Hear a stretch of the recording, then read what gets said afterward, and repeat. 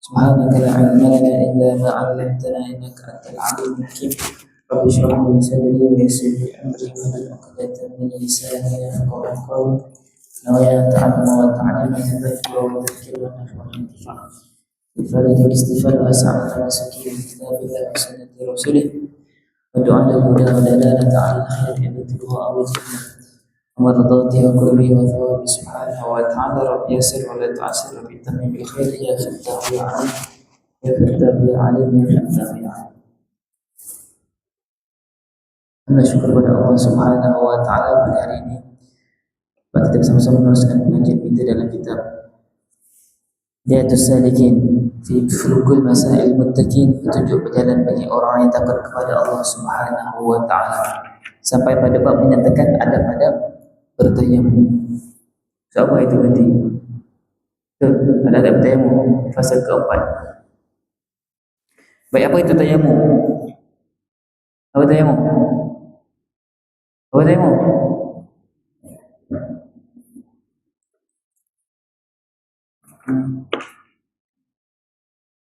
Rizkal, siapa Rizkal? Baliklah. Hakimi, Aish, Indah, Zubair, Mu'az, Izzuddin, Mukhlis, Mukhlisin, Iqbal. Apa tayamum? Gantikan wudu.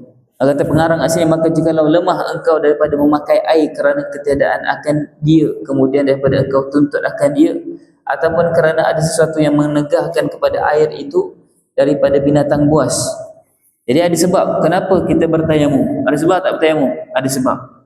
Pertama dia kata kat sini adalah kerana ketiadaan air.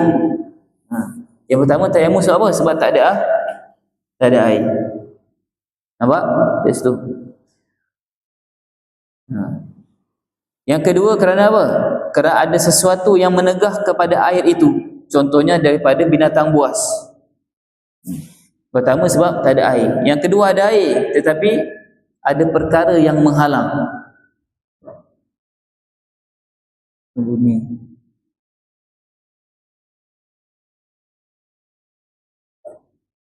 Tanda kat situ. Ada sebab yang mana? Yang pertama tak ada air, maka boleh cari tak ada air, kita gantikan dengan tayamum. Yang kedua, apabila ada air, contoh ada air, tapi tak boleh nak pergi dekat air. Sebab apa? Sebab ada binatang buas, dia kata. Sebab ada binatang buas. Contoh dekat sungai. Ada air, di tepi sungai, banyak tak air? Banyak tak air di tepi sungai? Banyak. Tapi dekat sungai tu ada buaya. Kat sungai ada piranha. Masuk tangan, keluar tulang.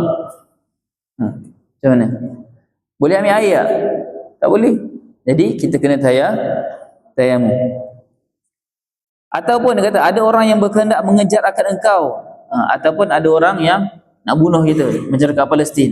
Kalau keluar rumah kena tembak. Jadi nak keluar rumah ke nak tayamum ke dalam rumah? Tayamum dalam rumah.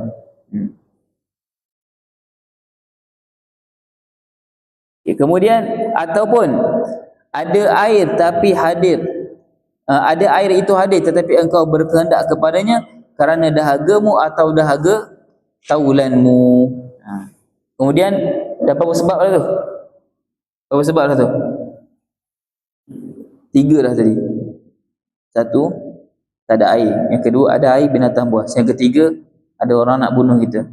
Yang keempat, ada air tetapi ada keperluan lain. Contoh air itu cukup untuk apa? Untuk kita minum sahaja, untuk kita basuh pakaian saja, untuk kita masak sahaja. Kalau guna, kita tak boleh minum dah air itu. Kalau kita guna air, kita dah tak boleh minum air. Guna untuk wuduk, tak boleh minum air dah. Maka lebih baik kita guna untuk minum. Kalau kita guna air ni, tak boleh masak nasi dah. Makan beras. Pernah makan beras? Pernah makan beras? Makan beras atau makan nasi? Makan beras? Mana yang makan beras? Bila makan beras?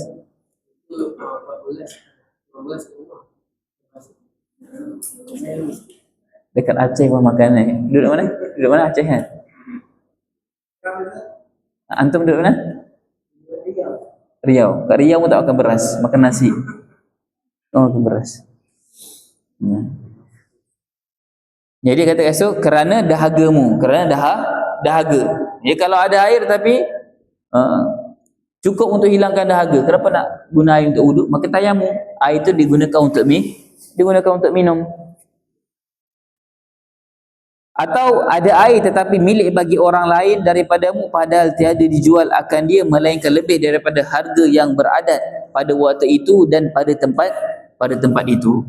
Okey, ini sebab yang kelima pula. Ada air, banyak air jual.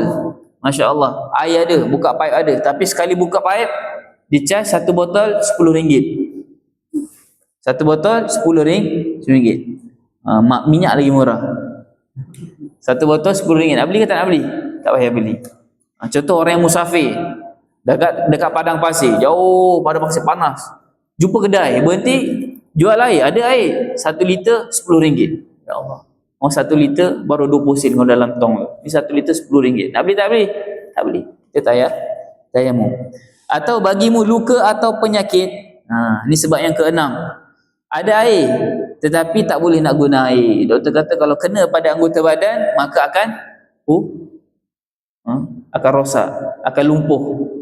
Doktor kata kalau luka ni kalau kena air lumpuh, kalau kena air jadi mudarat, jadi tak bergerak tangan, jadi rosak, jadi luka lagi teruk. Ada air tapi tak boleh nak guna air, guna tayamum juga. Sebab apa? Sebab doktor kata kalau kena pada tangan kamu akan melambatkan kesembuhan, jadi lambat sembuh. Atau yang ketujuh ni, atau takut, yang berapa dah? 7. Atau takut binasa sesuatu daripada anggotamu sama tadi, maka hendaklah ketika itu bahawa engkau menantikan hingga masuk waktu solat fardu. Maka kalau ada sebab-sebab yang 7 tadi, apa yang kita perlu buat? Nak tayamum ke nak wuduk? Tayamum. Dan apabila kamu nak tayamum, sebelum kita tayamum kita kena tahu, hendaklah kamu menantikan sehingga masuk waktu. Jumpa kat situ, hingga masuk waktu solat fardu. Kalau ambil wuduk, kita kena ambil wuduk nak solat, betul? Adakah disyaratkan untuk kita berwuduk sebelum solat itu? Untuk solat ni sebelum azan ke selepas azan ambil wuduk? Suka hati. Nak tunggu azan boleh, nak ambil awal pun boleh, tak ada masalah. Sekarang ni kita ambil wuduk nak solat asar pukul 3.40 ni, sekarang ni kita ambil wuduk untuk asar, boleh tak? Boleh tak boleh?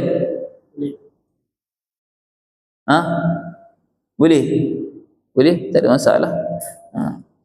Tapi kalau tayamum boleh tak? Sekarang kita nak tayamum ni. Tayamum ni untuk solat asar. Boleh tak boleh? Tak boleh. Syarat bertayamum dia kata dekat sini, hendaklah menunggu hingga masuk waktu solat fardu.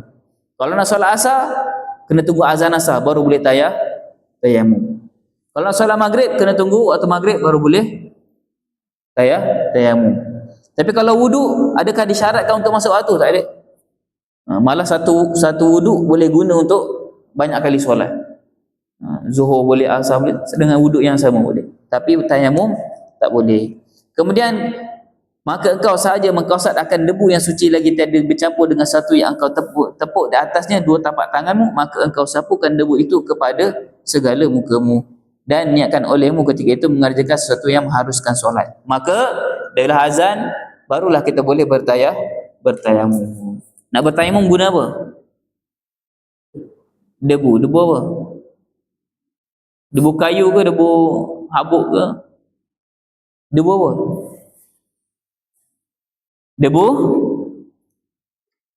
Debu tanah. Hendaklah engkau menggunakan debu tanah yang suci. Debu yang tidak bercampur dengan kayu ke, habuk arang ke, debu tepung ke, tak ada. Debu pasir ke, tak ada. Debu tanah yang suci, yang tidak bercampur dengan sesuatu. Sama ada campur dengan benda suci ataupun benda tak suci, tak boleh. Ni debu ke, debu tanah ke, debu tepung, tak boleh. Debu tanah ke, debu daun, tak boleh. Dia hendaklah daripada debu tanah. Dan hendaklah kamu tepukkan olehmu tapak tangan kemudian niatkan olehmu nawaitut tayammum listibahatis shalah, dan niatlah kamu istibahatis shalah. Okay, niat tayamum dia ada beberapa niat. Tetapi niat yang paling kuat sekali ada niat dalam buku tu. Nawaitut tayammum listibahatis salatil fard. Kena niat untuk mengharuskan solat. Nak solat fardu kena niat untuk solat fardu.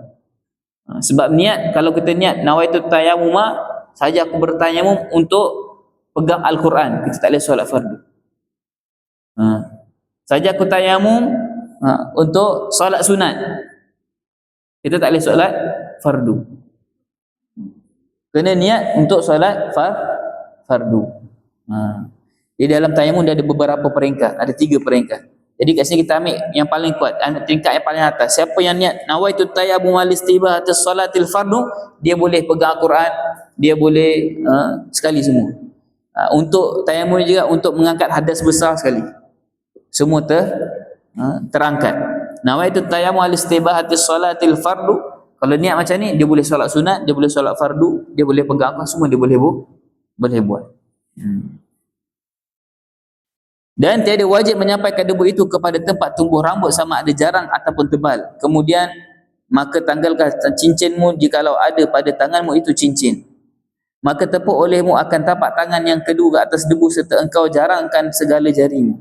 Dan sapu olehmu akan kedua tanganmu serta kedua sikumu. Maka jikalau tidak cukup debu itu akan kedua tanganmu itu, maka tepuk olehmu sekali lagi hingga rata kedua tanganmu itu. Kemudian maka sapu olehmu akan salah satu daripada tapak tanganmu itu kepada yang lain, serta engkau selati akan segala selang jarimu itu, dan engkau solatkan dengan tayamum itu satu fardu dan barang yang engkau kendaki daripada segala sunat. Nampak tu? Jadi satu tayamum, contoh satu tayamum boleh pakai untuk berapa kali solat fardu? Tengok aku. Satu je. Kita tayamum sekali lengkap, boleh untuk sekali je solat asar. Nak solat maghrib kena buat apa? Sekali lagi. Tunggu azan maghrib, kemudian kena tayamum lagi sekali. Tapi untuk solat sunat boleh tak? Nak solat banyak kali? Contoh macam solat isyak. Lepas solat isyak nak solat tarawih, nak solat witir, nak solat ba'diyah, boleh tak? Boleh. Solat tarawih, solat isyak tak satu sekali je tayamum. Dia tayamum isyak boleh, tarawih, witir, ba'diyah semua sekali. Tetapi kalau solat fardu, solat wajib hanya sekali sahaja. Contoh lepas solat isyak dia nak qada solat. Qada solat. Dulu dia pernah tinggal solat, dia ni tertinggal dulu solat isyak ni, nak qada solat isyak.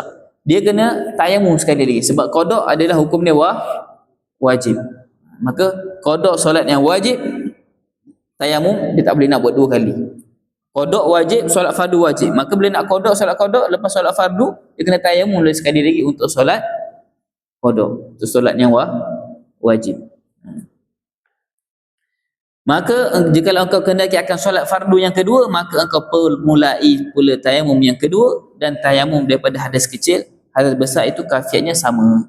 Maka dia kata kat sini kalau nak fardu yang kedua maka tayamum sekali lagi. Dan kalau orang yang mandi wajib, mandi wajib tak ada air, macam mana kita nak mandi wajib? Kalau kentut nak ambil wuduk tak ada air, kita tayamum. Kalau mandi wajib, bangun-bangun mimpi ataupun perempuan baru habis daripada haid, nak mandi wajib tak ada air, nak buat apa? Tayamum juga sama, hukumnya adalah tayamum. Dia kata kat sini daripada hadas kecil dan hadas besar itu kafiatnya sama.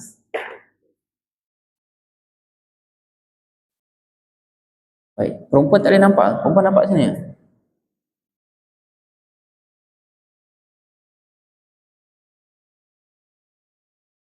Perempuan boleh nampak? Tak nampak? Ustazah ada? Pelajar je. Mau buka tu boleh? Saya mau tunjuk. Saya mau tunjuk tayamum. Boleh buka satu. Saya nak tunjuk cara tayamum.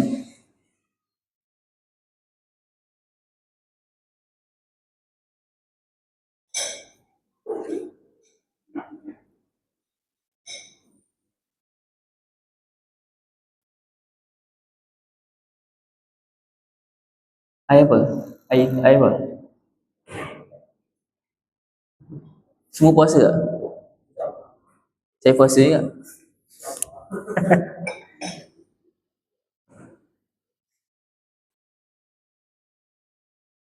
Tarik satu je, tarik satu je. Tarik satu je. Dah. Satu ni, tengah ni je. Satu tu. Satu ni je. Satu je. Yang ni je.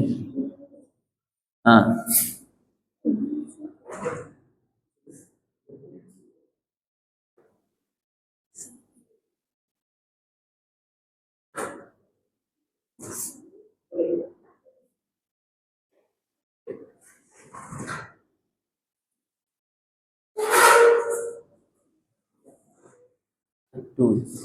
Tengok TV atas, ada TV atas, kena TV. Okey, tarik tu je, satu je. Okey.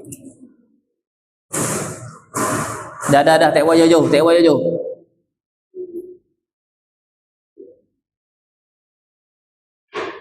bagi rapat ke sini sikit, tu atas ni. Bagi nampak saya nak tunjuk cara tayamum. Berapa orang perempuan, Ustaz? 4 je. 5. Okey. Baik, tutup buku. Tak buku tepi. Tak tepi. Okey. Semua buku letak tepi. Tu buku tu tak tepi lah. Okey.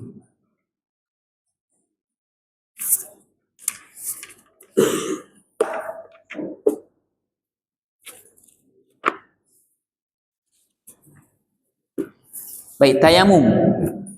Bang sensi. Badan je. Okey, untuk tayamum. Dia kata dekat situ, hendaklah tepuk tanganmu di debu. Baik, dalam bertayamum, debu yang ada, kita panggil debu tanah. Kena cari debu yang suci. Kalau debu yang tak suci, contohnya debu yang bercampur dengan najis, tempat kucing berak, tempat lembu berak, tempat lembu kencing. Jadi debu yang kita ambil di tanah ni hendaklah debu yang suci, bukannya tempat letak tempat berak haiwan, tempat kencing haiwan tak boleh, ataupun tempat letak baja. Sini kan tanah pokok kan, ada debu baja tak ayam, baja tak kambing, tak boleh lah, sebab dah bercampur dengan najis. Kena debu tanah yang suci. Kemudian bila kita ambil contoh, kita ambil debu, okey, debu tanah ni suci, bersih dah, suci. Kita nak buat apa? Kita letakkan dekat satu tempat. Ataupun kita pergi kat tanah terus lah, boleh. Tapi nak mudah, kita letak kat satu tempat, satu bekas. Baik, bila kita nak tepuk, cara dia macam mana? Cara dia, kita tepuk, semua tepuk. Okey. Tangan jangan rapat, tangan buka sikit. Tepuk. Baik, tepuk dekat kawasan yang berdebu. Lepas tepuk, nak buat apa? Ada debu tak melekat? Ada debu, kita tepuk, ada debu melekat. Baik, bila angkat ni, kita jauhkan daripada kawasan meja kita. Contoh kat meja masing-masing ada debu. Dah tepuk, jauhkan. Kita tepuk, jauhkan. Sekarang ni buat apa? Kita nipiskan debu. Nipiskan debu. Supaya apa? Supaya debu yang jatuh ni dipanggil sebagai debu musta'mal. Debu apa? Musta'mal. Debu apa? Musta'mal. Sama macam air musta'mal. Debu yang musta'mal ni kalau jatuh dah tak boleh dah guna untuk tayamum. Kalau jatuh atas ni tak boleh nak guna debu tadi, faham? Bila tepuk sini, kita angkat supaya debu yang dekat sini masih kekal suci. Dia tak dikira sebagai musta'mal. Bila tepuk, jauhkan, kita nipiskan. Jadi waktu ni lah kita niat apa? Nawaitu tayamuma listibahatis solah al-fardu. Solatil fard. Sama juga.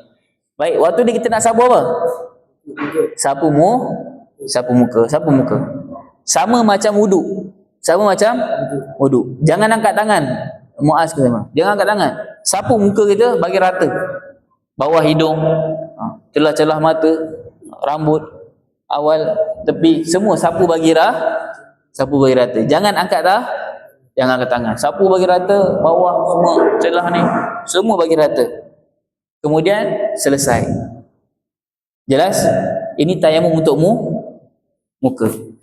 Baik, lepas tayamum ada baki debu tak? Kita hilangkan debu. Hilangkan debu.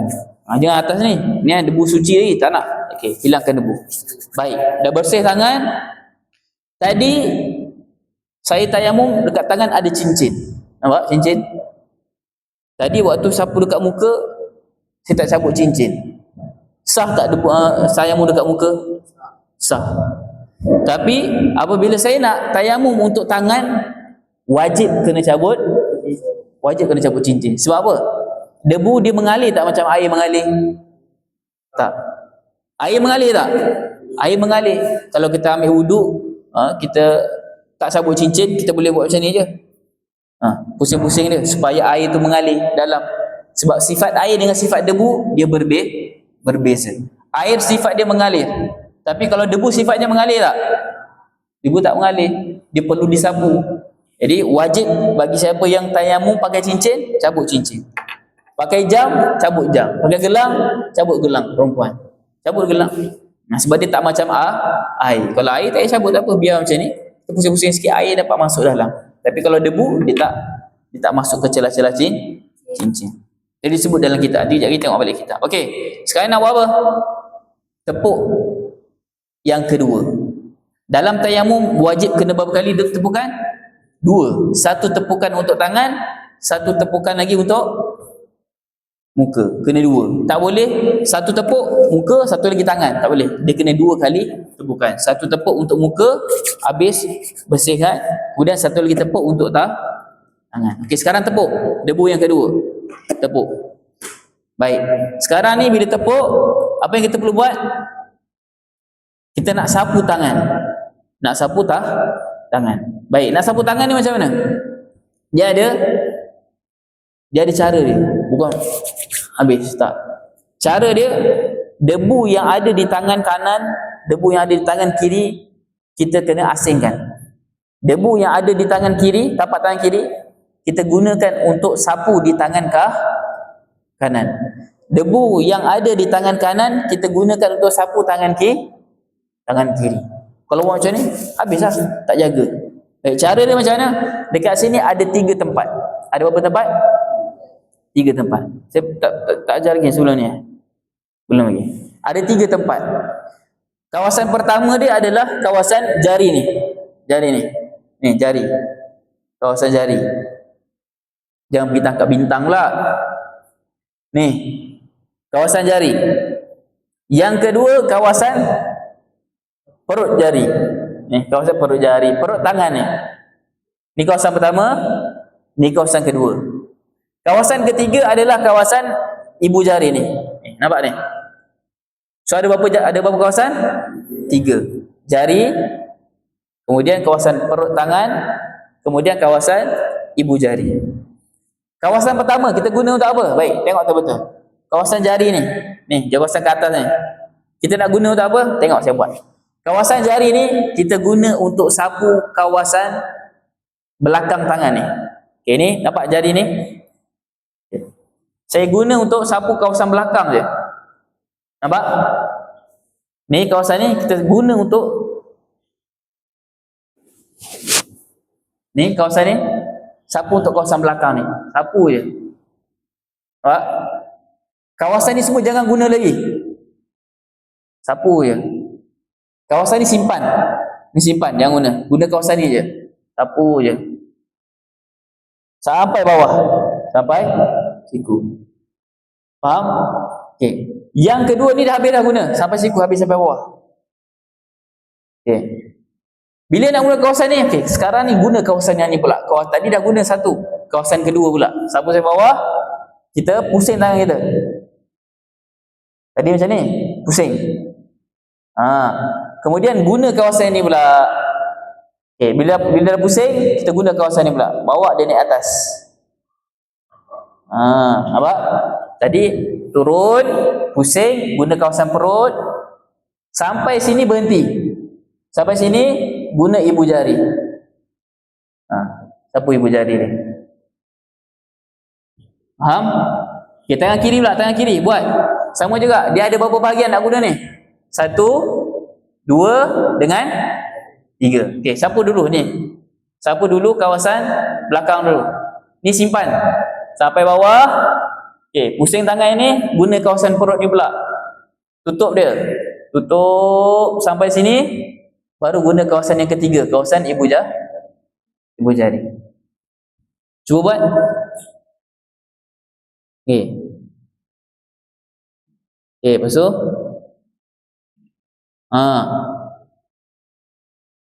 ini buka lah dah sampai bawah ni.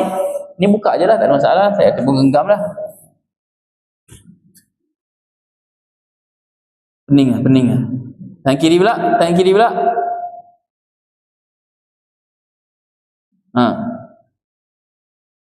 Pusing. Okey. Kena pakai bedak kan. Lewat.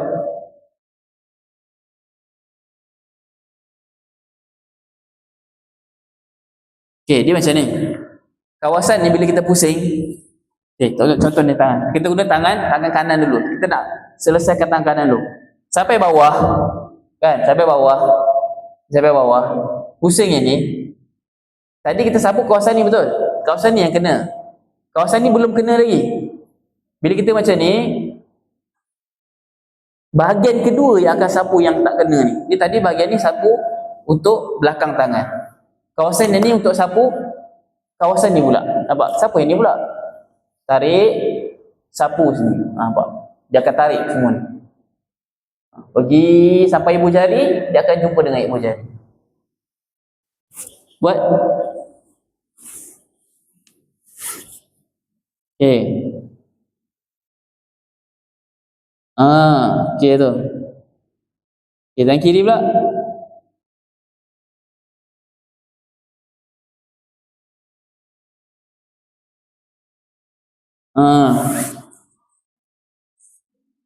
Mukhlis.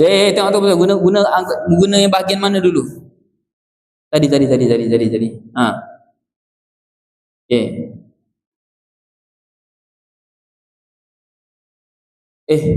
Salah tu.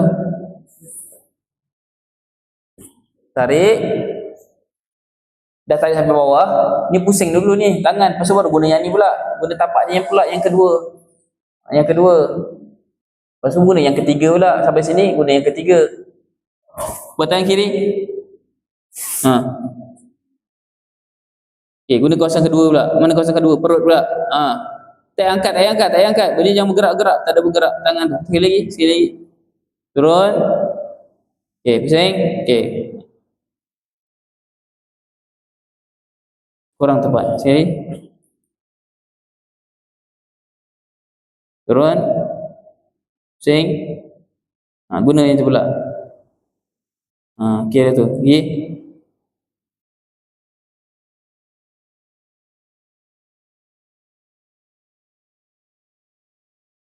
Okey.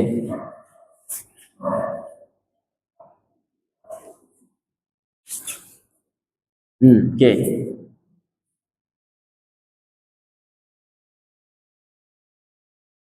Tapi jangan bagi dua ni tak boleh bertemu. Kena jaga.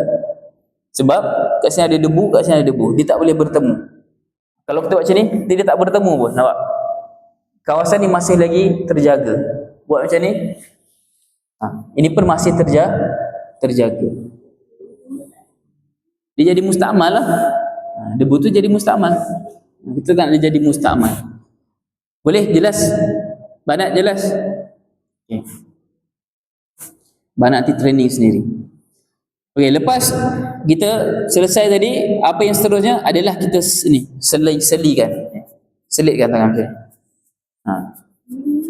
Baik. Selesai, kita tengok ni ada yang tak kena macam mana ni? Ni ada yang tak kena macam mana? Apa yang kita perlu buat? Kalau ada kawasan yang tak terkena tadi, kita hilangkan balik debu, bersihkan balik, tepuk sekali lagi mana kawasan yang tak kena. Kita ratakan. Ni ada yang tak kena. Boleh tambah, tak ada masalah. Ada yang tak kena, kita boleh tambah. Tetapi yang sunat dia macam tadi. Kita buat macam tadi, kita buat yang sempurna, terus buat bagi sempurna. Itu yang sunat. Itu cara yang sunat. Ataupun kalau tak nak guna cara tadi, susah. Nak terus sapu sendiri pun tak ada masalah. Ambil debu, sekarang ada jual debu kan. tabu debu. Siapa? Bersihkan balik, ambil sapu debu. Boleh tak? Tapi membazir. Tapi cara tadi yang afdal. Okey, tengok. Habis pasal yang keempat. Kita masuk kepada adab pergi ke masjid. Sini kalau hari Jumaat pergi masjid naik apa? Ha? Van. Kau apa pergi? Dapat 5. Perempuan ada pergi banyak ada pergi maulid ke? Ada pergi majlis masjid tak ada? Ada pergi masjid ke? Ada juga. Nah, ini adab pergi ke masjid. Tengok muka surat 53 tu. Maka apabila selesai engkau daripada mengambil wudu, maka hendaklah engkau solat 2 rakaat sunat wudu ataupun 2 rakaat sunat subuh jikalau ada fajar itu telah terbit. Okay, ini dalam bab ni solat sunat 2 rakaat solat sunat wudu. Solat sunat ni banyak. Antaranya solat sunat wudu. Kisah Sayyidina Bilal bin Rabah. Kedengaran tapak kakinya di syurga. Disebabkan apa? Disebabkan amalan solat sunat wudu. Habis Sayyidina Bilal ambil wudu, dia akan solat sunat wudu. Habis wudu, dia akan solat sunat wudu. Itu antara salah satu amalan Sayyidina Bilal yang mana menyebabkan kakinya terdengar di syurga. Tapak kaki dah dengar dekat syurga. Itu antara salah satu fadilah. Siapa yang mengamalkan solat sunat wudu. Demikian dikerjakan oleh Nabi SAW. Kemudian pergi engkau ke masjid dan seyogianya jangan engkau tinggalkan solat berjemaah istimewa, iaitu solat sunat isyak dan subuh. 2 solat ini antara 2 solat yang agung, yang istimewa. Kerana apa? Disebut dalam hadis ini solatul jamaati tafdulu solatul fadzi bi 27 darajah. Solat berjemaah afdal 27 kali ganda. Siwak mana siwak? Sugi.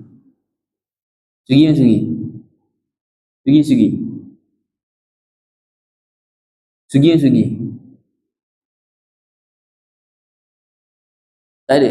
Perempuan pun tak ada kat bilik. Dalam beg. Sebab pakai bilik. Jin. Monyet pakai bilik. Begitu juga solat fardu. Digandakan 27 kali ganda. Dan fadilat orang yang bersiwak, orang yang pakai siwak sebelum solat, digandakan berapa kali? 70. Tak nak 70. Banyak dah pahala. Yang orang yang guna siwak sebelum solat digandakan 70 kali. Kalau dia solat berjemaah 27, kemudian dia bersiwak lagi, digandakan 70 lagi. Berapa kali dah? Berapa kali ganda dah? 1,800. 1,800 nak dekat 2,000 pahala. Satu solat kalau sembahyang seorang-seorang berapa pahala? 1 pahala. Kalau solat berjemaah jadi 27. Sebelum solat dia pakai siwak lagi. Jadi berapa? 1,800 lebih. 1,800 lebih. Banyak ke tak banyak? Banyak. Jadi jangan lepaskan peluang. Kalau perempuan sunnah lagi simpan kat sini. Kalau ada siwak, sunnah simpan dekat mana? Kalau perempuan, lelaki pun sama juga. Sunnah simpan kat sini siwak. Sebab kan tak ada. Sunnah simpan kat sini. Kalau perempuan lepas siwak, telik tu. Sunnah simpan kat situ juga. Boleh. Jangan lepaskan siwak. Banyak bawa siwak. Syaitan takut tengok siwak. Syaitan takut tengok syaitan tak pakai lah. Kemudian hadis tersebut, man salla arba'ina yawman salawatin fi jama'atin la tafutu fiha takbiratul ihrami kataballahu lahu bara'atan minan nifaq wa bara'atan minan nar. Siapa yang solat fardu yang 5 waktu selama 40 hari di dalam berjemaah padahal tiada luput di dalamnya satu takbiratul ihram bersama imam. Kalau siapa yang solat fardu berjemaah bersama dengan imam, yang mana dia bersama-sama dengan imam ni maksudnya apa? Imam takbir Allahu Akbar, dia pun Allahu Akbar juga. Syarat dia kena, dia tak boleh masbuk. Dia tak boleh apa? Dia tak boleh masbuk sampai-sampai dah rakaat kedua, tak boleh. Dia kena ikut imam takbir, dia pun tak takbir. Itu dipanggil sebagai takbiratul ihram dengan imam. Tak tertinggal takbiratul ihram dengan imam. Nescaya Allah Subhanahu Wa Taala bagi dia apa? Dua kelepasan, iaitu kelepasan daripada sifat munafik dan kelepasan daripada api neraka. Ini ganjaran yang Allah bagi special. Special lagi apa? Orang yang solat berjemaah selama 40 hari. 5 waktu selama 40 hari. Dalam keadaan takbiratul ihram dengan imam. Kat sini sepatutnya boleh buat. Kena kejar ni, kena cari. Kalau perempuan mungkin susah. Lelaki kena kejar 40 hari. Lepas raya haji. Yang ada cuti nanti kan? Lepas raya haji, tahun ni bulan apa? Bulan 6 datang balik sekolah, kena dapatkan 40 hari semayang berjemaah kat sini. Tak boleh lepas, tak boleh tinggal. Akan dapat, Allah kata apa? Selamat daripada api neraka. Kat sini boleh buat. Dan sebelah, man shalla isya'i fi jama'atin fa ka'annama shalla naflil lil, wa man shalla subh fi jama'atin fa ka'annama shalla al-laila kullah. Siapa yang solat isyak berjemaah, seolah-olah dia ibadah setengah malam. Dan siapa yang solat subuh berjemaah, maka seolah-olah dia berbuat ibadah semalaman. Sama juga. Siapa solat isyak berjemaah, Allah SWT gantikan, berikan pahala pada dia. Pahala solat jemaah isyak ni, Allah berikan ganjaran pahala dia apa? Dengan apa? Seakan-akan dia solat separuh malam. Seakan-akan dia bangun malam tahajud separuh malam. Kalau kata kita separuh malam ni, contoh kita tidur pukul 10 sampai pukul 5. Separuh malam dah. Seakan-akan kita ni semayang sunat, bertahajud, ngaji. Allah bagi pahala. Separuh malam. Itu siapa yang solat isyak berjemaah. Dicampur pula solat apa? Solat subuh pula berjemaah. Isyak solat berjemaah, tidur, bangun pagi, subuh solat berjemaah. Maka seakan-akan dia solat sepanjang malam. Seakan-akan dia bangun bertahajud sepanjang malam. Jadi kat sini kita bangun subuh berjemaah. Solat subuh, solat isyak berjemaah tak? Berjemaah. Tapi pahala yang Allah berikan, adakah solat subuh berjemaah atau solat isyak berjemaah? Tak. Allah bagi pahala seakan-akan dia bangun sepanjang malam. Siapa yang bangun lambat, tak dapatlah. Siapa yang bangun lambat tak solat jemaah, tak dapatlah pahala semayang sepanjang malam. Dan kata Imam Ghazali rahimahullah ta'ala, maka sayogianya jangan engkau tinggalkan solat berjemaah. Dan jika engkau perbuat demikian, maka apa faedahnya engkau bersusah payah dalam menuntut ilmu, tapi tiada hasilnya, hanya faedah ilmu tidak diamalkan. Kita dah belajar dah, tapi kita tak amalkan. Balik rumah sama juga. Nak cuti balik rumah, jangan tinggal solat berjemaah. Kalau masjid jauh, rumah saya tak ada masjid, masjid ada surau, solat berjemaah dengan mak ayah. Banat pun sama juga. Kalau ayah pergi surau, kat rumah ada dengan mak, ajak mak solat berjemaah. Jangan lepas ke mana. Kalau lelaki pergi masjid, ayah tak ada, pergi masjid. Kalau masjid jauh, solat jemaah dengan keluarga dekat rumah. Perempuan pun sama. Kalau ada waktu dengan mak, solat berjemaah dengan mak. Jangan tinggalkan ganjaran pahala. Dan janganlah engkau berjalan ke masjid dengan berlari-lari, dan berjalanlah dalam keadaan tenang dan tentera. Kalau kita nak pergi masjid, nak berlari ke nak jalan? Kan nak pergi masjid ni tempat baik, kan kena semangat. Nak lari ke nak jalan? Jalan. Sebab apa? Tak boleh lari. Kan kita nak buat kebaikan, kena semangat. Sebab tak boleh lari. Sebab tak boleh lari.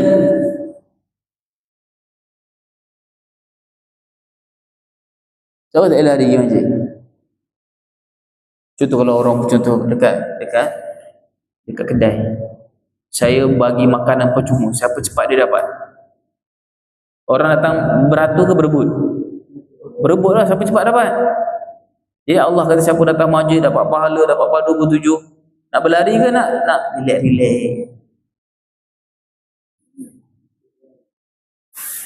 Kena berjalan. Cuba tak boleh berlari, nanti sampai masjid, imam sembahyang, Allahu Akbar, kita Allah. Tak boleh lah. Semuanya dia khusyuk. Masjid tak khusyuk, penat. Kena lari 100 meter pula. Sebut asma. Tak di solat lah, pengsan, mati terus. Syurga. Nak mati terus? Tak nak mati? Tak nak masuk syurga? Sepanjang Allah tuliskan ganjaran jihad fisabilillah lah nak. Jadi kena berjalan, tenang. Dan kena datang awal lah. Bukan dah azan, makan dulu. Makan. Orang dah iqamat, jalan, tenang. Sampai masjid, Assalamualaikum warahmatullahi. Assalamualaikum warahmatullahi. Tak boleh juga. Sebab apa? Nak datang jalan, kena datang awal. Akan dapat fadilat semayang dengan imam. Naik masjid, contoh naik kereta, naik motor 5 minit. Sebelum azan datang. Jadi orang dah azan, makan dulu. Iqamat baru datang. Bawa motor laju. Accident, mati. Sadaqallahul azim. Habis. Jadi, masuk datang dalam keadaan awal ni, maksudnya kita tahu dah. Contoh zuhur pukul berapa? Macam asar sekarang pukul berapa asar? 4? Tahu apa? 4 lebih. 4.30 contoh. 4.35 contoh. Jadi datang masjid 4.30. Bukan azan. Azan ni makan kepala ekor dulu, makan. Lepas tu datang masjid, berlari, naik motor laju, langgar orang. Jadi benda lain. Jadi datang masjid awal ni maksudnya apa? Dalam keadaan yang tak berlari, dalam keadaan tenang, datang awal. Kemudian bacalah kamu doa. Tengok doa kat situ. Ikut sama-sama. Bismillahirrahmanirrahim. Allahumma salli wa sallim ala sayyidina Muhammadin wa ala alihi wa sahbihi wasallam. Allahumma bihaqqis sa'ilina alaik. Laju. Allahumma bihaqqi as-sa'ilina alaik wa bihaqqi, itu tak ada buah kat situ, raghibina ilaik wa bihaqqi mamsyaya hadza ilaik fa inni lam akhruj asharan wala bataran wala riya'an wala sum'atan bal kharajtu ittiqa'a sakhatik wa batigha'a mardatik fa as'aluka an tunkidhani minan nar wa an taghfira li dhunubi innahu la yaghfiru dhunuba illa anta. Amin ya rabbal alamin. Tu baca dalam perjalanan nak pergi masjid. Ni kalau saya pergi surau ataupun hari Jumaat pergi masjid, naik baca ni. Naik van baca ni. Allahumma bihaqqi sa'ilina ilaik wa bihaqqi raghibina ilaik wa bihaqqi mamsyaya hadza ilaik hafal. Wa inni lam akhru asharan wala batan hafal. Doa pergi ke masjid. Dalam doa pergi masjid, kita bukan pergi masjid ni nak buat apa? Main bola ke, nak lepak, sembang, jumpa member, kan? Ada, tak ada. Tapi pergi masjid untuk beribadah. Dalam pergi beribadah akan ada apa? Akan ada halangan. Siapa halangan kita? Syaitan. Itu syaitan. Orang pergi masjid, halangannya apa? Syaitan. Apa kata syaitan? Bagusnya Muaz pergi masjid. Bagusnya Hakimi pergi masjid. Hakimi pergi masjid. Bagusnya aku pergi masjid. Akulah lelaki yang paling baik pergi masjid. Baik ke tak baik? Tak baiknya. Syaitan tu mengasut. Supaya apa? Pergi masjid dapat pahala. Tapi bila pergi masjid sebabkan rasa diri dia hebat, dapat pahala tak? Dapat pahala. Muaz pergi masjid, rasa akulah lelaki yang paling baik sekali dekat taman ni. Pergi masjid. Dapat pahala tak? Dapat pahala? Tak ada pun lelaki yang lebih baik daripada aku. Masya Allah. Syaitan, Fir'aun terus. Ada tak? Syaitan bisik. Syaitan bisik. Jadi kita pergi masjid ni apa? Kita punya pelindung kita. Kita doa ke Allah. Dalam doa ni, ya Allah, lindungilah aku daripada sifat riak, daripada sifat sum'ah, daripada rasa diri ni lebih baik daripada orang, rasakan diri kita ni lebih baik daripada orang. Kita doa. Doa Imam Ghazali bagi doa kat sini, minta daripada keselamatan. Pergi ni dengan niat yang baik, jaga niat yang baik daripada perkara yang tak baik. Supaya apa? Kita pergi masjid dapat pahala ganjaran. Bukan rasa bangga bongkak diri rasa lebih baik daripada orang. Dan begitu juga dekat situ ada perkataan sum'ah, nampak kat situ baris yang 1 2 3 4 5 6. Tiada kerana sum'ah, nampak kat situ. Baris yang ke-6, muka surat 55 tu baris yang ke-6. 1 2 3 4 5 6. Kerana sum'ah. Apa itu sum'ah? Dia suka diperkatakan diri oleh orang. Oh, aku begini. Nanti Umi kata aku baik. Suka diri dia dipuji oleh orang, suka diri dia dibangga-banggakan oleh orang. Oh, Masya Allah baiknya budak ni. Kita pun pergi masjid sebab suka orang kata diri dia baik. Bukan sebab nak pergi beribadah, bukan sebab nak pergi kerana Allah, tapi dengan sifat sum'ah, suka diri dipuji, suka orang kata baik kat dia. Kalau orang tak kata baik, tak nak pergi lah. Ada orang puji. Jadi itu pun syaitan juga yang hasad, supaya kita ada sifat yang tak baik. Fasal yang ke-6, itu adab pergi masjid. Dan banyak lagi pergi masjid. Kalau boleh berwuduk daripada rumah. Pergi sembahyang Jumaat kat sini, pergi sembahyang Jumaat, wuduk dekat sini. Jangan sampai sana baru nak wuduk. Wuduk daripada tempat kita tinggal. Jangan sampai sana nak wuduk, kurang fadilat dia. Kemudian kalau boleh berjalan kaki, jalan kaki. Kalau sini naik van.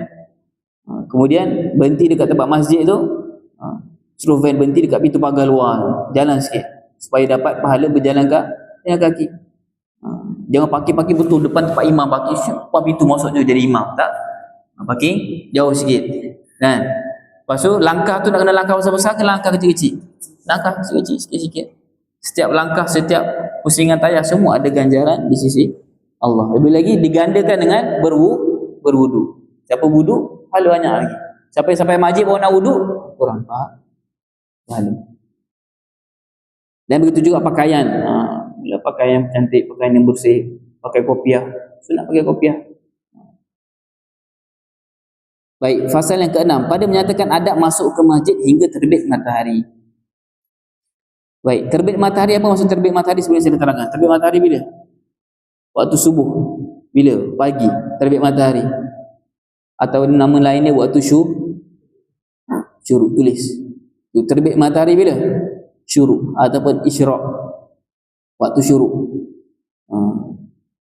Waktu syuruk. Atas sekali tajuk tu, tengok. Tu terbit matahari. Ataupun terbit matahari ni waktu syuruk, ataupun kita panggil sebagai tamatnya waktu. Tamatnya waktu apa? Habis waktu apa? Kan malam. Habis waktu apa? Habis waktu subuh. Itulah solat subuh. Siapa solat contoh waktu syuruk ataupun terbit matahari pukul apa? Pukul 7.10. Siapa pun solat subuh pukul 7.11, jadi apa? Solat dia solat qada dah. Waktu zuhur habis waktu dia waktu asar. Waktu asar habis waktu dia waktu maghrib.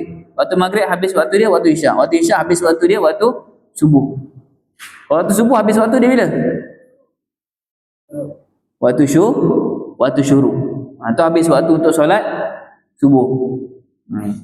Bangun pukul 8. Subuh ada lagi tak? Tak ada dah waktu subuh. Waktu syuruk. Waktu syuruk paling lambat pun habis 7.20. Negeri 9 wallahualam. Sekarang ni mungkin syuruk 7.10 saja saya kalau di Negeri 9, di KL. Negeri 9 tengok. Setiap negeri berbeza. Jadi ini adab kepada masuk masjid sampailah terbit matahari. Maka apabila engkau berkehendak masuk ke dalam masjid, maka dahulukan olehmu kaki yang ke kanan. Kemudian bacalah doa, selawat, kemudian baca doa. Allahumma firli dhunubi waftah li abwaba rahmatik. Ini adab masuk ke dalam masjid. Begitu juga masuk dalam masjid, masuk kaki ke kanan. Begitu juga masuk ke tempat yang baik, masuk dalam musalla ni. Dipanggil apa musalla? Surau. Masuk masjid, masuk surau, nak kena langkah kaki apa? Kanan. Keluar surau, langkah kaki kiri. Masuk bilik langkah kaki kanan. Keluar bilik langkah kaki kiri. Jangan main keluar je. Siapa yang beramal dengan sunnah dia akan sedar. Setiap pergerakan dia akan sedar. Setiap pergerakan dia akan sedar. Kalau main keluar je maksud dia tak beramal apa yang dia belajar. Nak keluar surau tengok kaki kanan. Nak masuk kaki kanan. Nak keluar kaki kiri. Nak masuk bilik kaki kanan. Nak keluar kaki kiri. Time saya belajar dulu, kalau Habib ada kat dalam, kat depan, setiap yang masuk tu Habib akan tengok je. Sambil-sambil Habib kadang baca azkar, baca zikir, ada yang masuk lambat, ada yang masuk, Habib akan tengok kadang siapa yang masuk kaki kanan kaki kiri. Habis kelas Habib panggil. Tadi masuk kaki kanan kaki kiri. Tadi masuk surau kaki kanan kaki kiri. Tak ingat. Sebab apa? Sebab tak beramal. Tadi masuk surau kaki kanan kaki kiri. Tak ingat dah. Yang penting masuk je. Tadi masuk kanan kiri. Kanan, yakin. 100%. Kena ingat.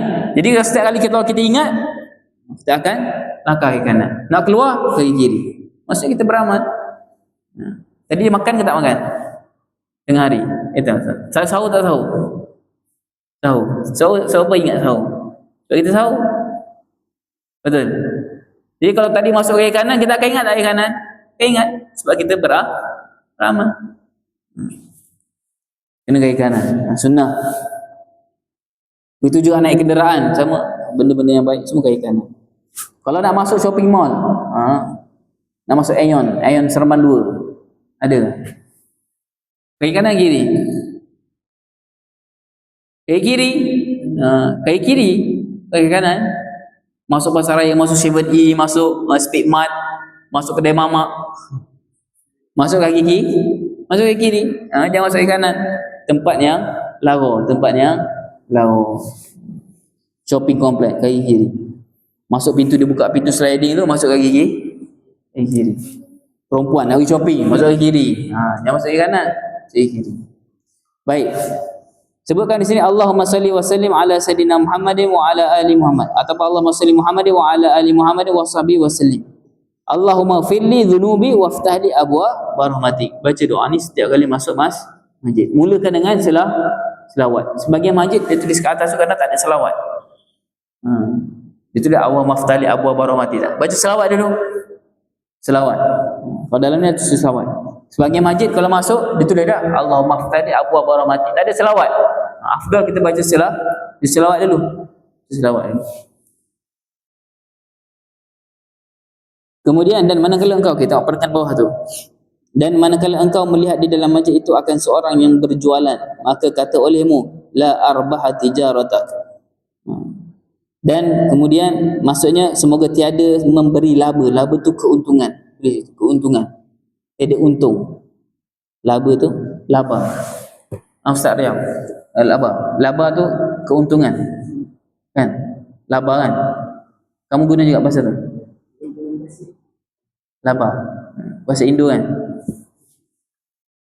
Keuntungan. Itu keuntungan. Kemudian, dan apabila engkau lihat akan seorang yang mencari akan sesuatu haknya yang hilang di dalam masjid itu, maka kata olehmu, la raddallahu alaika dallatak. Maksudnya semoga tiada mengembalikan oleh Allah atasmu yang hilang daripadamu, demikian hadis Rasulullah SAW. Dalam masjid tidak boleh buat dua perkara. Dalam masjid tak boleh buatlah dua perkara. Banyak lagi larangan lah tak boleh buat. Tapi yang ni yang sebutkan di sini, menjual beli. Yang kedua apa? Mencari barang yang hilang. Tak boleh dalam masjid. Tak boleh. Dua perkara tak boleh. Jual beli. Dalam masjid orang tengah semayang, Allahu Akbar. Habis semayang, Assalamualaikum warahmatullahi. Assalamualaikum warahmatullahi. Ada orang tunggu. Bang, saya ada jual ni bang, roti canai. Nak beli dua. Sekeping RM2. Dalam masjid jual roti canai. Boleh tak boleh? Walaupun jual Al-Quran. Assalamualaikum warahmatullahi. Assalamualaikum warahmatullahi. Bang, saya dijual Quran bang. Quran terjemah. Tak boleh. Ada larangan daripada Rasulullah. Ataupun mencari barang yang hilang. Assalamualaikum warahmatullahi wabarakatuh. Bang, phone saya hilang bang, tolong cari bang ni. Kita baru bagi salam. Baru nak berdoa. Baru nak ingat Allah Subhanahu Wa Taala, dah ingat masalah orang dah. Dah ingat cari barang dia hilang dah. Maka dilarang dua perkara ni. Dan siapa yang buat dua perkara ni, maka kita boleh mendoakan kepada dia. Secara jauh lah. Duduk jual Al-Quran, jual Al-Quran ni tak boleh jual dalam kawasan masjid ni, maka kita boleh doa dia, ya Allah, semoga kamu tidak diberikan keuntungan. Boleh doa untuk dia tak dapat sebab jual ni untuk apa? Untuk dapat duit, jual dapat duit. Tapi bila dia jual dalam masjid, kita doakan dia supaya tak ada untung. Itu je cari barang yang hilang. Kamu cari barang yang hilang, nangis, telefon hilang, nangis dalam masjid. Cari telefon saya. Mengganggu orang tengah solat. Ya Allah, minta ampunlah dosa aku. Dengar suara telefon hilang, kita pun doa telefon hilang. Dah jadi masalah. Dia tak boleh mengganggu. Maka ada larangan daripada Rasulullah. Dan boleh kita doakan supaya barang kamu tak jumpa. Aku tengah semayang, ganggu. Aku tengah berdoa, dia ganggu, telefon hilang. Maka ada larangan oleh Allah Subhanahu wa ta'ala. Baik. Dan apabila masuk engkau ke dalam masjid, dan maka janganlah engkau duduk hingga engkau buat solat 2 rakaat tahiyatul masjid. Tapi kawasan yang dilarang tu adalah kawasan apa? Contoh ni kawasan masjid. Ni kawasan masjid. Kawasan masjid tu kawasan dewan solat. Jadi setiap masjid berbeza. Kita panggil sebagai dewan solat. Contoh dewan solat tu macam mana? Kawasan yang berkapet. Selalunya kawasan yang berkapet. Kalau dia jual dekat koridor ni kita panggil koridor tu ni kan. Kalau jual kat luar tak ada masalah lah. Itu kawasan luar masjid. Dia jual kat tempat parking kereta ke tempat depan tandas dia jual, tak ada. Tapi yang tak boleh ni kawasan dalam ruangan solat ni. Orang tengah semayang, orang tengah berzikir, dia jual kat luar tak ada masalah. Macam ni dalam ni surau, dia jual kat luar tu tak ada masalah, boleh.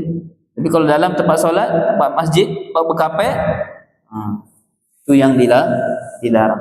Kalau siapa pernah pergi masjid Sendayan kan, jadi kawasan luar tu nak jual beli tak ada masalah. Itu bukan kawasan masjid yang orang solat. Kawasan masjid, kawasan yang berkapet tu tak boleh jual beli. Yang luar pada tu, kawasan-kawasan tu ada orang jual Quran lah kan, kat Sendayan ada orang, tak ada masalah. Tu bukan kawasan masjid, kawasan luar.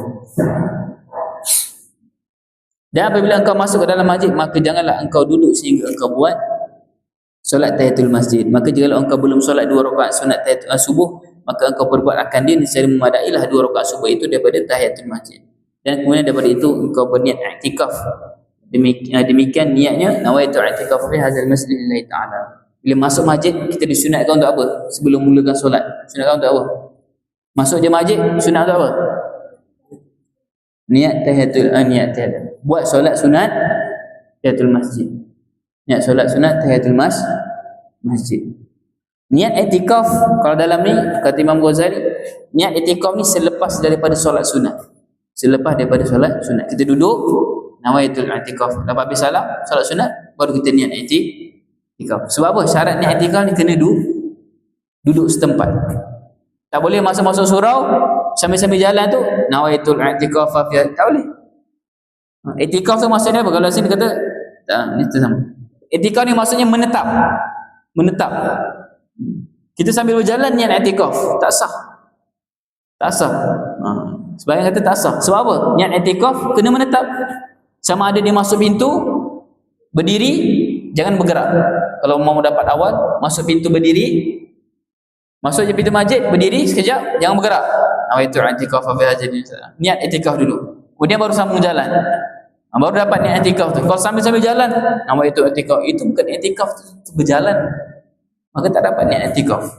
Ataupun cara Imam Ghazali, masuk masjid, cari tempat solat tahiyatul masjid, habis bagi salam, niat i'tikaf. Dia memang kufur dalam keadaan duduk menetap. Itu niat i'tikaf. Dan solat sunat tahiyatul masjid ni solat sebagai kita tanda menghormati apa? Rumah Allah Subhanahu wa ta'ala. Solat tahiyatul masjid. Sebelum duduk. Siapa yang duduk masuk masjid, duduk dulu.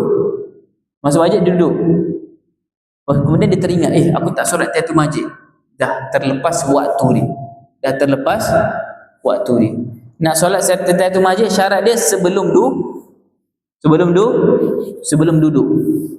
Solat tahiyatul masjid bila? Sebelum duduk. Kalau dah duduk, dah tak boleh solat tahiyatul masjid. Kemudian sunat, kalau kita datang awal, kita solat tahiyatul masjid dan kita dapat solat sunat qobliyah. Sekarang dekat sini dia sampai terbit matahari. Dalam fasal ke-6 dia tulis kat sini sehingga terbit matahari. Maksudnya kat sini dalam waktu subuh. Kalau kita datang awal, kita solat tahiyatul masjid 2 rakaat bagi salam, kemudian kita solat sunat qobliyah subuh dulu. Tapi kalau masa sikit, kita boleh ringkaskan. Kita boleh ringkaskan. Iaitu kita boleh niat sekali. Saja aku solat sunat qobliyah subuh dan tahiyatul masjid, niat sekali. Dua solat. Ataupun paling kurang dia solat sunat qobliyah saja, tak perlu solat tahiyatul masjid. Kerana apa? Setiap solat 2 rakaat, setiap solat 2 rakaat sunat, yang buat 2 rakaat sunat, dia telah termasuk juga, dia dianggap juga sebagai orang yang telah melakukan solat sunat tahiyatul masjid, tapi tak ada pahala. Yang afdal apa? Masuk masjid, solat sunat tahiyatul masjid 2 rakaat. Bagi salam, kemudian solat sunat qobliyah. Kalau pergi masjid suatu hari Jumaat, pergi masjid. Masuk masjid solat apa dulu? Solat tahiyatul masjid. Lepas solat tahiyatul masjid, niat i'tikaf. Tu. Faham? Okay, kemudian tengok hadis itu, kerana Nabi SAW sebutkan kat sini, man i'takafa imanan wa ihtisaban ghafarallahu lahu ma taqaddama min zambi. Barang siapa yang i'tikaf dalam masjid pada dia percaya akan Allah Subhanahu wa taala, lagi kerana Allah nescaya diampun baginya oleh Allah akan terdahulu daripada segala dosanya. Imanan wa ihtisaban, dengan sebenar-benar iman dan ihtisaban.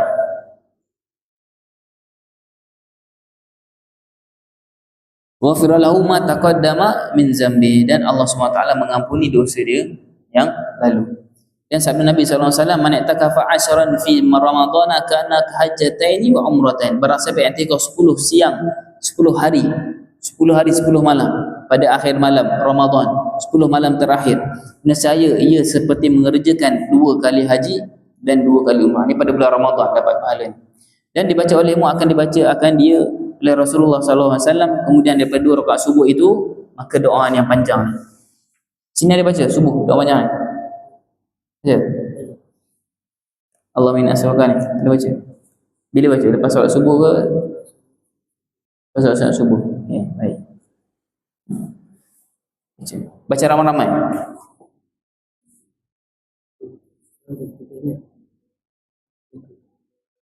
Oh, seorang ikut. Baca sikit, seorang ikut. Serentak ramai-ramai. Kemudian bacalah doa ni. Doa ni diriwayatkan di sini, diriwayatkan daripada Sayyidina Abbas saya. Yang mana riwayat daripada Rasulullah SAW, ketika mana Rasulullah baca doa ni, hadis yang sahih juga daripada sahabat.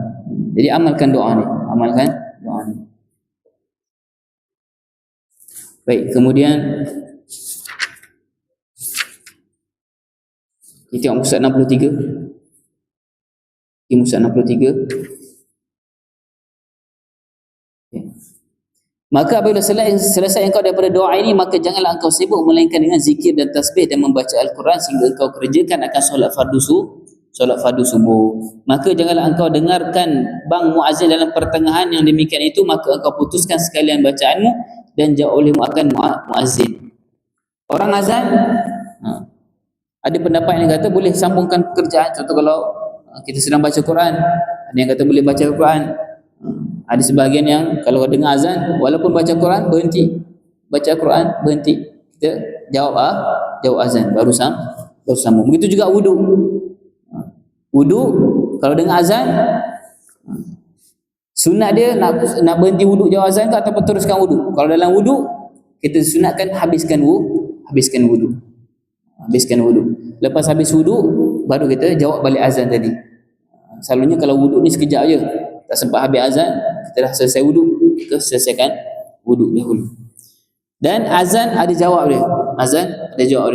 Semua hafal.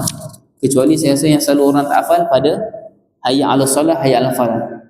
Iaitu jawab azan apa? La haul. Kalau solat subuh, as-salatu khairun minan naum.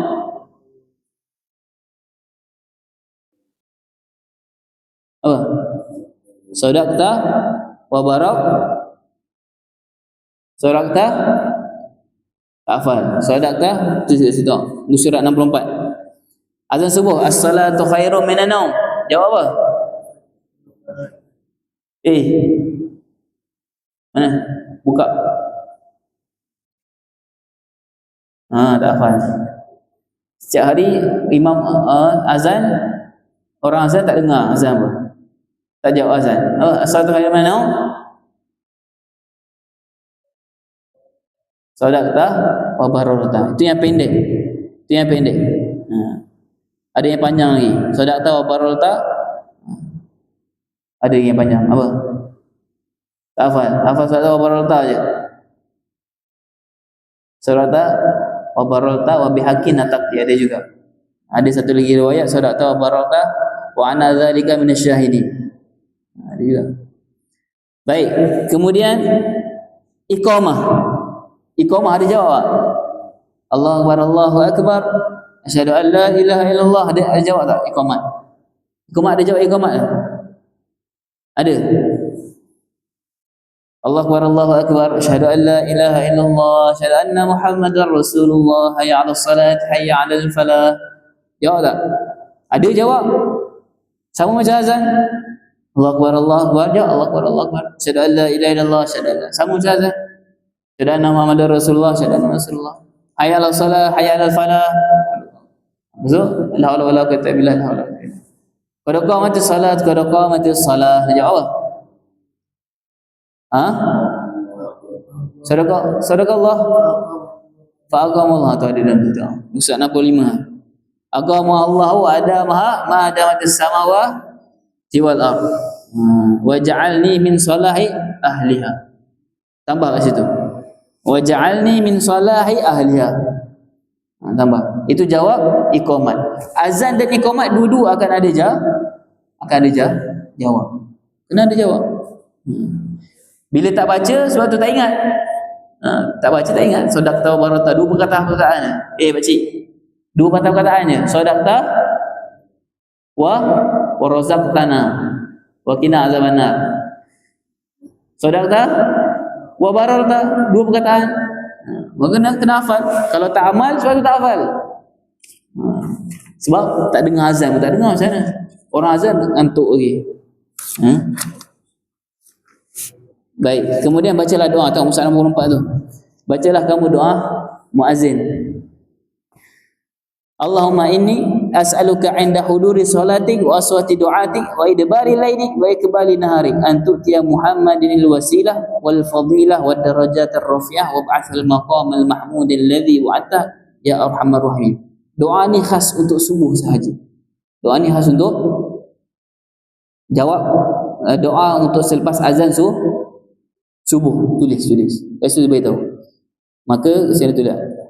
Waktu garis kat situ. Inilah doa kemudian bang azan subuh sahaja. Cari bawah sekali. Saya tulis kat situ. Khas untuk azan subuh sahaja. Azan lain jangan baca pula. Maksud dia tak sesuai. Muka surat 64 bawah sekali. Inilah doa kemudian daripada azan subuh. Perenggan terakhir saya. Adapun doa kemudian ini yang dibaca pada semua azan. Jumpa tak? Mana? Perenggan terakhir mana?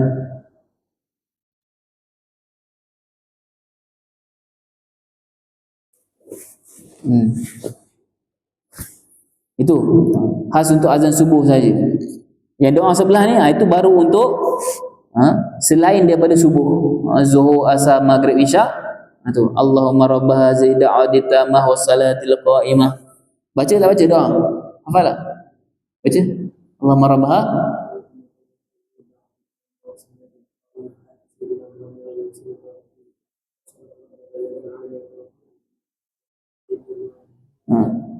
hafal doa lepas azan. Setiap kali azan doa. Dalam doa ni ada sebut tentang wasilah. Doa ini yang Rasulullah suruh baca, mintakan wasilah kepada Rasulullah sallallahu alaihi wasallam. Dan sebagai hadis sebut, siapa yang minta wasilah kepada Rasulullah ni, wasilah, maka wajib syafaat pada dia hari akhir nanti. Wajib syafaat. Jadi amalan doa selepas pada azan wajib kita buat, wajib buat, jangan lepas. Sebab apa? Semua orang nak syafaat, semua orang nak syafaat. Ada orang tak nak syafaat Rasulullah, semua nak syafaat. Jadi antara amalan yang kita kena amalkan antaranya adalah doa selepas azan, mintakan wasilah daripada Rasulullah sallallahu alaihi wasallam. Okey, musa 66. Maka apabila engkau mendengar akan muazzin padahal engkau dalam solat, maka engkau sempurnakan solat. Ini disebut tentang solat. Begitu juga dalam wuduk tadi saya sebut. Dalam solat bila dengar azan, nak jawab azan ke nak baca Al-Fatihah? Allahu akbar. Bismillahirrahmanirrahim. Pasal orang azan. Dengan solat sunat orang azan. Nak jawab azan ke nak solat dulu? Habis bagi salam. Solat dulu, habiskan bagi salam. Begitu juga wuduk. Tengah ambil wuduk, basuh muka, basuh tangan, azan. Nak tunggu dulu ke ataupun nak jawab azan? Nak jawab azan dulu ke nak sambung wuduk dulu? Sambung wuduk dulu. Habiskan wuduk kemudian jawab azan. Lepas habis wuduk, dah habis azan, jawab balik. Qada daripada awal. Allahu akbar, Allahu akbar. Allahu akbar, Allahu akbar. Syahadu la ilaha illallah, syahadu la ilaha illallah, syahadu anna Muhammadar Rasulullah, syahadu anna Muhammadar Rasulullah. Hayya 'alas salat, la haula wala quwwata illa billahil azim. Hayya 'alas salat, ikut balik, jawab balik jawab balik azan. Qada balik. Sunat dia macam tu. Dalam wuduk dengan dalam solat. Jawab azan selepas habis. Dan maka apabila ihram imam akan solat, imam dah Allahu akbar takbir solat subuh, maka janganlah engkau lakukan sesuatu melainkan akan ikut kepada imam. Terus takbir. Jangan sibuk benda lain dah. Maka bila selesai engkau daripada solat fardu, maka bacalah olehmu. Dalam solat habis ikut imam, kemudian salam, habis salam maka bacalah zikir, wirid, surah yang selalu kita baca. Lepas solat baca apa selalunya? Solat baca apa? La ilaha illallah wahdahu la syarikalah. Lagi istighfar, lagi tasbih 33. Baca.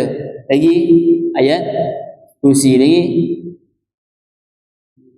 amanah Rasulullah, lagi banyak amalan yang disebutkan kat sini lain sikit. Antaranya adalah Allahumma salli ala Muhammadin wa ala ali Muhammad wa barik wa sallim. Allahumma antas salam wa minkas salam wa alayka, ini sama. Wa alayka ya'udu salam fa inna rabbana bisalam wa adkhilna jannata daraka daras salam. Tabarakta rabbana wa ta'ala ya dzal jalali wal ikram. Subhana rabbiyal aliyil a'la al wahhab. La ilaha illa wahdahu la syarikalah, al mulku lahul hamdu yuhyi wa yumiitu wa huwa hayyu yamut biyadil khair wa huwa ala kulli syai'in qadir. Ini tambahan Imam Ghazali bagi. La ilaha illa anta ahlun ni'ami wal fadwa thana'il hasan. Sama juga. La ilaha illa anta la ilaha illallah wa la na'budu illa iyyahu mukhlishina lahuddin walau karihal kafirun. Ini dibaca oleh Al-Imam Ghazali. Atau yang kita baca selalu dengan tasbihnya, dengan selawatnya, dengan Allahumma inna ala dzikrika wa syukrika wa ibadati, boleh juga. Dan ada riwayat-riwayat yang sahih.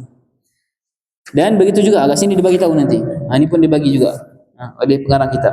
Inilah yang disebutkan oleh Hujjatul Islam Al-Imam Ghazali rahimahullah taala dalam kitab Bidayatul Hidayah. Ini disebutkan dalam kitab Bidayatul Hidayah. Atau engkau baca pujian-pujian kemudian daripada solat. Yang masyhur kaifiahnya iaitu disebutkan oleh Syekh Abdul Rauf, murid kepada Syekh Ahmad Al-Kushashi rahimahullah taala. Di dalam kitabnya yang bernama Uddatul Muhtajin. Ini nakal daripada kebanyakan orang Madinatul Rasul, orang penduduk Madinah yang semasa dengannya, yang dia baca setiap kali selepas 5 waktu. Tadi Imam Ghazali bagi kan, kalau ikutkan dalam kitab Uddatul Muhtajin, pada penduduk Madinah pada zaman beliau baca apa? Ni kat bawah ni, astaghfirullah 3 kali. Kemudian astaghfirullahalladzi la ilaha illa huwal hayyul qayyum wa atubu ilaih. Allahumma antas salam wa minkas salam wa alayka ya'udu salam fa inna rabbana bisalam wa adkhilna jannata daraka darussalam ataupun darussalam. Tabarakta rabbana wa ta'ala ya dzal jalali wal ikram. Kemudian baca Al-Fatihah. Kemudian baca wa ilahukum ilahu wahidul la ilaha rahmanur rahim, baca ayat kursi. Kemudian baca syahidallahu annahu la ilaha illallah. Kemudian baca qulillahumma malikal mulk sampai habis. Sampai habis. Begitu juga baca subhanallah. Baca alhamdulillah. Kemudian baca Allahu akbar 33, kemudian yang ke-34 la ilaha illallah wahdahu la syarikalah lahul mulku wa lahul hamdu yuhyi wa yumiitu wa ala kulli syai'in qadir wa la haula wa la quwwata illa billahil aliyyil azim. Kemudian ditambah lagi, Allahumma la mani'a lima, ni tambahan, Allahumma la mani'a lima ataita wa la mu'ti lima mana'ta wa la radda lima qadaita. Ini pun antara zikir selepas solat. Kemudian baca selawat, Allahumma salli ala sayyidina Muhammadin abdika wa rasulika nabiyil ummi wa ala alihi wa sahbihi wa sallim.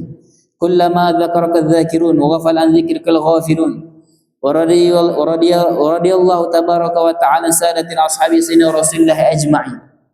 Wa hasbunallahu wa ni'mal wakil wa la hawla wa la quwwata illa billahil aliyyil azim. Kemudian baca astaghfirullah, ya latif ya kafi ya hafiz ya syafi'. Ya latif ya kafi ya hafiz ya syafi'. Allahu ya latif ya wafi. Ini jarang kita baca ni. Ya karimu antallahu la ilaha illallah. Kemudian la ilaha illallah Muhammadur Rasulullah kulli lamhati wa nafasin. La ilaha illallah Muhammadur Rasulullah kalimatul haqqi 'alaiha nahya wa 'alaiha namut wa 'alaiha wa biha nabuth insyaallah taala minal aminin bi rahmatika ya arhamar rahimin. Setelah itu maka engkau bacalah doa barang doa yang engkau kehendaki. Lepas habis zikir diambil daripada kitab ataupun amalan yang kita baca di Malaysia ni, kemudian barulah kita baca doa. Bacalah doa. Disebutkan oleh Imam Ghazali, doa yang diberikan oleh Rasulullah sallallahu alaihi wasallam kepada Sayyidatina Aisyah radhiyallahu anha. Siapa Sayyidatina Aisyah ni? Isteri ke anak ke makcik ke? Isteri. Aisyah binti siapa bapak dia? Ya, binti Abu Bakar. Nama Abu Bakar apa? Siapa nama Abu Bakar? Abu Bakar tu gelaran ke nama? Gelaran. Nama sebenar dia? Sayyidatina Aisyah binti Abdullah. Nama Sayyidina Abu Bakar ni Abdullah bin Rawaha. Ya. Sayyidatina Aisyah binti Abu Bakar. Baik. Sayyidina Abu Bakar ni ayah kepada Sayyidah Aisyah. Orang yang paling Rasulullah sayang juga Sayyidina Abu Bakar ni. Khalifah pertama yang menggantikan Rasulullah. Jadi anak kepada Sayyidina Abu Bakar ni Sayyidina Aisyah dikahwinkan dengan Rasulullah sallallahu alaihi wasallam. Special atau tak special? Sayyidina Abu Bakar orang yang Rasulullah sayang. Sayyidina Aisyah antara isteri yang Rasulullah sayang juga. Isteri Rasulullah lagi rapat dengan Rasulullah. Antara ummatul mukminin yang banyak meriwayatkan hadis daripada Rasulullah, yang banyak membantu dalam menyebarkan dakwah kepada sahabat Rasulullah, yang banyak berkongsikan hadis dengan sahabat Rasulullah. Banyak perjuangan Sayyidina Aisyah. Jadi Rasulullah bagi kepada doa ni kepada Sayyidina Aisyah, doa yang special. Doa yang special juga. Kalau boleh hafal doa ni hafal. Masing-masing hafal doa ni. Lebih lagi banan hafal doa ni. Yang mana doa ni merangkumi kepada segala kebaikan. Seminit yang kita baca doa ni, 30 saat yang kita baca doa ni, kebaikan yang diminta lebih daripada 100,000 juta. Segala kebaikan. Maka hafallah doa ni. Boleh? InsyaAllah hafal doa ni. Allah min as'aluka min khairi kulli ajili wa, sebab ayat dia ulang-ulang je. Ayat dia ulang-ulang je. Nampak panjang tapi ayat dia banyak ulang-ulang. Hafal, siapa yang boleh hafal? Allahumma inni as'aluka min khairi kulli ajilihi wa ajilihi. Ma 'alimtu minhu wa ma lam a'lam wa a'udzubika min syarri kulli ajilihi wa ajilihi. Sama juga ulang. Ma 'alimtu minhu wa ma lam a'lam, sama ayat dia. Cuma tukar kepada a'udzubika minasyarri dengan Allahumma inna nas'aluka minal khairi. Kemudian was'alukal jannah wa ma yuqarribu ilayha min qaulin wa 'amalin wa niyatin wa i'tiqadin. Wa a'udzubika minan nari. Sama juga wa ma yuqarribu ilaiha min qaulin wa 'amalin wa niyatin wa i'tiqadin. Sama ulang. Cuma pada awal tu tukar was'alukal jannah. Yang kedua wa a'udzubika minan nar. Wa as'alukal jannah semua dah hafal dah. Wa a'udzubika minan nar semua dah hafal. Tukar juga situ. Kemudian was'aluka minal khairi sa'alaka abduka wa rasuluka Muhammad sallallahu alaihi wasallam wa a'udzubika min syarri ma sta'adzaka minhu abduka wa nabiyyuka Muhammad sallallahu alaihi wasallam. Kita minta segala kebaikan yang Rasulullah minta. Banyak tak minta? Banyak ke tak banyak? Banyak. Rasulullah minta segala kebaikan Rasulullah minta, ya Allah kau kurniakanlah segala apa yang Rasulullah minta tu, kau kurniakan kepada kami, kepada aku. Kita nak sebuah sesuatu tak mampu, tapi segala kebaikan yang Rasulullah minta kita minta, dan segala kebaikan, segala keburukan yang Rasulullah minta jauh, yang Rasulullah minta perlindungan, kita minta perlindungan daripada Allah Subhanahu wa taala daripada apa yang Rasulullah minta. Allahumma wa ma qadaita lana min amrin faj'al akibatahu rasyada. Dan setiap apa yang berlaku, ini yang penutup dia. Minta setiap kali apa yang berlaku, wa ma qadaita li ataupun qadaita lana, segala apa yang Allah SWT tentukan, kita minta apa? Faj'al akibatahu rasyada. Itu penutup dia. Supaya Allah jadikan sebagai petunjuk. Kita nak minta petunjuk daripada Allah Subhanahu wa taala. Jadi kita yang menghafal Al-Quran ni, sehari sebut baca kalamullah ni. Jadi kita nak minta, kita minta ya Allah berikanlah setiap apa yang berlaku ni yang kau tetapkan kepada aku ni, jadikan petunjuk. Bila petunjuk akan datang? Kita amal ibadah kita sekarang, kita ngaji ni, kita tak tunjuk pada Allah SWT. Petunjuk akan datang. Kita jadi apa Ustaz? Kita jadi orang yang baik, orang yang jahat. Kita mintakan petunjuk daripada Allah Subhanahu wa taala. Kemudian maka baca olehmu akan doa yang dipesan dia oleh Rasulullah SAW akan Sayyidina Fatimah. Doa yang kedua, doa yang diberikan oleh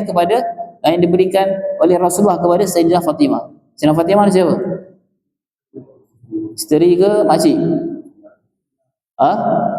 Anak kepada Rasulullah sallallahu alaihi wasallam. Sayyidina Fatimah antara orang yang ahli ibadah. Ahli ibadah. Tak seperti Sayyidina Aisyah lain. Peranan dia lain. Sayyidina Fatimah peranan dia adalah ahli ibadah. Sayyidina Fatimah ni banyak bersendirian, banyak menyendiri, banyak sibuk dengan amal ibadah kepada Allah Subhanahu wa taala. Sebab nama Sayyidina Fatimah Zahra Al-Batul. Semuanya ada makna. Kerana Sayyidina Fatimah ni dia tak sama seperti yang lain, spesial dia lain. Antara anak yang disayangi oleh Rasulullah sendiri, dan keturunan yang sekarang ni para habaib, guru-guru daripada keturunan Nabi, cucu cicit Nabi baginda sallallahu alaihi wasallam, semua daripada Sayyidina Fatimah. Spesial dia. Dan diberikan doa ni kepada Sayyidina Fatimah. Ya Hayyu ya Qayyum ya Zal Jalal wal Ikram la ilaha illa anta bi rahmatika astaghits wa min 'adzabika astajir. Ni doa ni ada dalam apa? Ada baca setiap hari.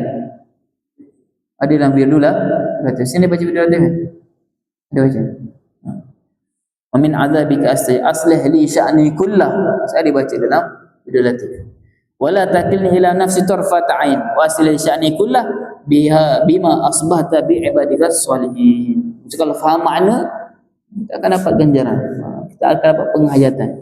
Setiap yang berlaku bukan dengan kehendak sendiri, bukan dengan kehendak Hakimi ke Muaz ke, ada. Setiap yang berlaku kita minta semua dengan izin Allah Subhanahu wa taala. Jangan sekali dalam hati manusia bila berlaku kita rasa kitalah yang berhak, kita yang buat, kita yang nak mengaji, kita yang datang sini, kita yang buat kebaikan, kita yang ada kemampuan, bukan. Tapi semuanya dengan izin Allah Subhanahu wa taala. Sehingga Rasulullah bagi doa ni kepada Sayyidah Fatimah. Rasulullah kata apa? Wala takilni ila nafsi. Jangan letakkan diri kita ni kita rasa kita yang buat. Walaupun sekelip mata, walaupun sekejap. Jangan. Sebab apa? Sebab semuanya datang daripada Allah. Kita ni hamba, kita ni makhluk. Tak ada kemampuan. La haula wala quwata illa billah. Tak ada kekuatan daya upaya melainkan dengan Allah Subhanahu wa taala. Jangan meletakkan sesuatu pada diri kita walaupun sekelip mata, kita minta ya Allah. Sebab manusia dia akan rasa benda tu. Kenapa ada doa ni? Sebab manusia mesti akan rasa benda tu. Aku yang boleh mengaji, aku yang boleh hafal laju, aku ni otak laju, tak. Aku ni otak lembab, sanaf tak. Semuanya dengan izin Allah Subhanahu wa taala. Bukan daya upaya manusia. Tapi kita kena usaha, kita kena berdoa pada Allah Subhanahu wa taala. Dan last sekali doa yang diberikan oleh Nabi Isa alaihi salam, antara nabi yang afdal juga, antara nabi ulul azmi juga. Allahumma inni asbahtu la astati'u daf'a ma akrah wa la amliku naf'a wa ma arju wa asbaha la amru bi yadika la bi yadikal ghaib wa asbahtu murtahinan bi amali fala fakir afdara min ilaik wa la ghani aghna minka Allah wa la tashmit bi aduwi wa la tasu bi sadiqi wa la taj'al musibati fi dini wa la taj'al musibati fi dini. Itu antara doa ni. Dan wa la taj'al dunya akbara hammi wala ma balagha ilmi wala sul alayya ma la yarhamun. Dalam berkawan kita kena pilih. Dalam berkawan kita kena pilih. Lagi-lagi kalau kita nak jadi orang yang berjaya. Begitu juga kawan dengan satu madrasah, sama kawan-kawan. Kena ada pilih kasih, itu pilih kasih. Kalau kawan yang buat salah, nak ikut. Nak ikut kawan buat salah. Nak ikut. Pilih kawan yang baik. Kena pilih. Walaupun ataupun dekat luar nanti balik cuti, kawan kena pilih. Dalam doa ni, wala tasubi sodiki. Dalam doa ni ada. Jangan engkau memburukkan kawan aku, ataupun dalam engkau tasubi sodiki, jangan berikan kawan aku pada kawan yang buruk-buruk itu. Jangan. Kerana apa? Kita akan terpengaruh. Kita akan jadi pada perkara yang tidak baik. You kena pilih kawan yang baik, kawan yang suka belajar, kawan yang suka menghafal. Jangan cari kawan yang malas. Jangan cari, sebab kita akan jadi malas. Suka kawan dengan orang yang buang masa. Kita akan apa? Kita akan buang masa. Kita akan duduk dengan dia. Betul? Dan bacalah doa ni. Jelas sekali dekat situ, wala taj'al fid dunya akbar hamid, dan jangan jadikan dunia dalam sebesar-besar kita punya impian kita sebagai manusia ni. Akbar hammi, impian dunia ni terlalu besar dalam untuk mendapatkan dunia. Jangan. Banyakkan suka kepada akhirat. Tujuan kita adalah untuk akhirat, bukan kepada dunia. Allah Alam. Kita berhenti kat situ, surat 75. Biar 5 lah. Wallahu a'lam.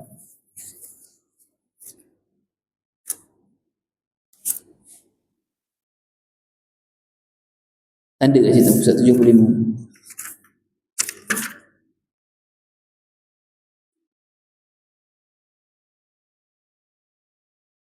Ada soalan? 74.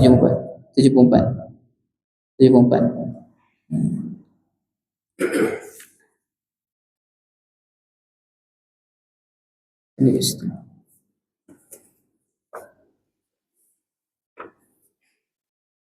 Ada soalan? Muaz Hakimi, apa lagi nama tadi? Aish, tak ada. Izzuddin. Banyak ada soalan? Tak ada soalan? Berapa syarat tayamum tadi? Syarat boleh tayamum? Berapa syarat banat? Tulis tadi 7. Sebab apa dibolehkan tayamum? Ingat. Wallahu a'lam. Rabbana fana bima 'allamtana rabbi a'lam alladhi yanfa'una rabbi fakina wa fakilan qurabati lana fi dinina ma'alikatu bin sawa zakar rabbi fadna wa fikum lima tartadi qawlan wa fi'lan karama warzuqi kullaha halalan da'ima wa khilatika ulaman wa bi khair wa fana kulla syar rabbana wasalna kulla syu'un wa akir wa birra minkal wa qdi anna rabbana kulla duyun qabla an ta'tiyana rusul man fistur anta akramu satar wa sallallahu tasha mustafa ila kida'ana wal wafa bi kitabi fi nashida wa alaykum syarafa wa ala musallallahu fil qur'an allahumma dinna bi hudak wa ja'alna mimman yasari'u fi ridha wa la tuwallini waliyansi wa la taj'alna mimman khalafa amraka wa asaq wa sallallahu ala sayyidina Muhammadin wa ala alihi wa sahbihi wasallam. Alhamdulillah rabbil alamin. Bismillahir Fatihah. A'udzubillahi minasyaitonir rajim. Bismillahirrahmanirrahim. Alhamdulillah rabbil alamin. Arrahmanir rahim. Maliki yaumiddin. Iyyaka na'budu wa iyyaka nasta'in. Ihdinas siratal mustaqim. Siratal ladzina an'amta 'alaihim ghairil maghdubi 'alaihim waladdallin. Akidah tawam.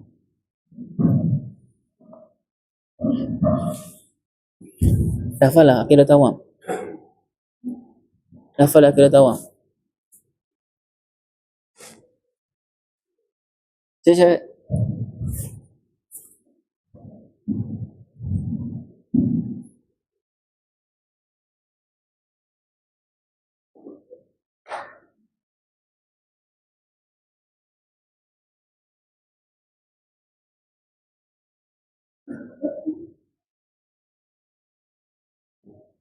اللهم صل وسلم وبارك وعلى آله وصحبه اللهم صل عليه